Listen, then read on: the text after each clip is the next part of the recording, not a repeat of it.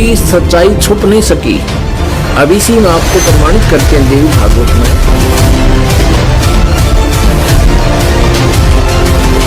नवरात्रि कब से मनाई जाने लगी? ये नवरात्रि जिनकी आप पूजा करते हैं ये कौन है? नवरात्रि क्यों मनाई जाती है? कब से मनाई जाती है? क्या कारण है? तो आपको बताएं, भगवान श्री कृष्ण के जन्मोत्सव से ही नवरात्रि का भी उत्सव चालू हुआ। ये जो देवी माँ है ना, जिसे हम नवरात्रि 9 देवियाँ कहते हैं, ये किनकी पुत्री हैं? ये माता यशोदा की पुत्री हैं। इनका एक नाम है योग माया। इनका नाम क्या है? योग माया। जब भगवान श्री कृष्ण का जन्म इस धरती पर हुआ, कृष्ण बनकर आए, तो भगवान ने अपनी माया से कहा, देवी आप भी जाओ, क्योंकि आपके बिना हमारी लीला संभव नहीं है। तो भगवान श्री कृष्ण ने तो माता देवकी के गर्भ से जन्म लिया और योग माया ने माता यशोदा के गर्भ से जन्म लिया। और जब श्री कृष्ण को वसुदेव जी ने रखा तो उस कन्या को लेकर आए। माया, योग माया ने कहा, प्रभु हम आपका इतना बड़ा काम करेंगी, हमें क्या मिलेगा? तब भगवान कृष्ण बोले, देवी हमें लोग साल में एक बार कृष्ण जन्माष्टमी के दिन व्रत रखकर पूजेंगे और तुम साल में 2-2 बार नव देवी के रूप में पूजी जाओगी। यही तुम्हारे जाने का प्रतिफल है। वह भगवान माता योग माया को भेजते हैं। और जब कंस कृष्ण को रखकर देवी को लाए तो कंस को पता चला 8वें गर्भ में बेटी नहीं बेटा हुआ है। तो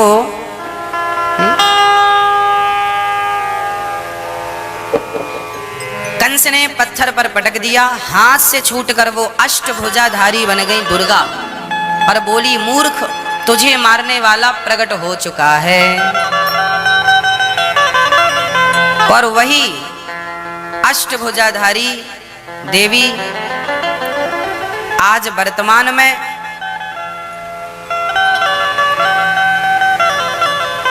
यहां से मथुरा से जाकर आप पर्वत में जाकर विराजमान हो गई। मुझे स्थान का नाम विस्मरण हो रहा है। उत्तर प्रदेश में मिर्जापुर, कौन सा पर्वत है? हाँ हाँ, विंध्यवासिनी, विंध्याचल पर्वत ना, विंध्यवासिनी मैया के नाम से वो जानी जाने लगी। और वहां पर मैया जी विराजमान हो गई। वह माता यशोदा की पुत्री हैं। तो वह 9 देवियों के रूप में जानी जाने लगी। प्रथमम शैलपुत्री चा, प्रथमम शैलपुत्री चा अर्थात पहली आर्ज के दिन, प्रथम दिन किसकी पूजा होती है? माता पार्वती की पूजा हो। शैलपुत्री अर्थात जो हिमालय है, हिमालय की पुत्री माता पार्वती। पहले दिन माता पार्वती की पूजा होती है। वही माता पार्वती दूसरे दिन, द्वितीयम ब्रह्मचारिणी, दूसरे दिन अर्थात द्वितीया कल वही माता ब्रह्मचारिणी के रूप में हम पूजेंगे, वो पूजी जाएंगी। तृतीयम चंद्र घंटेति, चंद्र घंटा के नाम से वह तीसरे दिन पूजती हैं। चौथे दिन कोषमांडा के नाम से, 5वें दिन स्कंध माता, 6वें दिन कात्यायनी, 7वें दिन कालरात्रि, 8वें दिन महागौरी और 9वें दिन सिद्धिदात्री। ऐसे पुण्यात्माओं, जैसा कि आपको सृष्टि रचना के प्रारंभ में जब कथा शुरू करी थी, बताया था कि काल भगवान ने, इस क्षर पुरुष ने, जो ब्रह्मा विष्णु महेश के पिताजी हैं, दुर्गा जी के पति हैं, जो श्री देवी के पति हैं और ब्रह्मा विष्णु महेश के पिता हैं, इसने ये कहा था दुर्गा से कि मेरा भेद किसी को मत बताना। इसको बहुत सख्ती से कहा था। तो देवी ने उसी उद्देश्य से ब्रह्मा विष्णु महेश को इस क्षर पुरुष का ज्ञान नहीं दिया। अब दुर्गा से इसने कहा था कि मेरा भेद किसी को नहीं देना। इसी प्रकार दुर्गा ने इनको कोई उस भेद नहीं दिया ब्रह्म का, फिर भी सच्चाई छुप नहीं सकी। अब इसी में आपको प्रमाणित करते हैं देवी भागवत में, ब्रह्मा जी ने वेदों को पढ़ा, दुर्गा से पूछा कि वेदों में ये लिखा है कि केवल एक ब्रह्म जिसके बराबर दूसरा नहीं है। ब्रह्म माने परमात्मा भी होता है, वो ब्रह्म माने भगवान होता है, वो एक ही परमात्मा पूजा के योग्य है। तो वो क्या आप ही हो क्या? ब्रह्मा ने पूछा क्या वो आप ही हो? दुर्गा से कहती। अब दुर्गा क्या उत्तर देती है देखिएगा। हम श्रीमद देवी भागवत यानी दुर्गा पुराण देवी पुराण को पढ़ रहे हैं, जो गीता प्रेस गोरखपुर से प्रकाशित है। इसके तीसरे स्कंद में पृष्ठ नंबर 125 पर हम पढ़ रहे हैं। 123 तक हमने पढ़ लिया। यहां 124 पे देखिएगा,